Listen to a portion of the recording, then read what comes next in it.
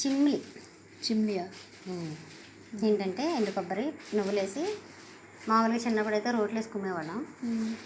ఇప్పుడు మిక్సీలో పెట్టేసాను ఈజీగా 1 minute అవుతుంది.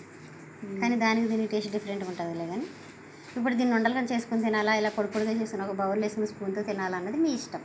ఇంకొకరు కూడా వచ్చేస్తున్నారు ఊరుకుంటాయి. ఏం జరుగుతుందో చూడాలనేసి రారా. నీకు కూడా ఇట్టేసి అదే చేస్తుంటే నాకు కూడా ఇట్టేసి అంటాను. రివ్యూ చెప్పండి మేడం గారు. చాలా బాగుంది. తిని చెప్పు. బాగానే ఉంటుంది, నువ్వులతో చేసింది కదా.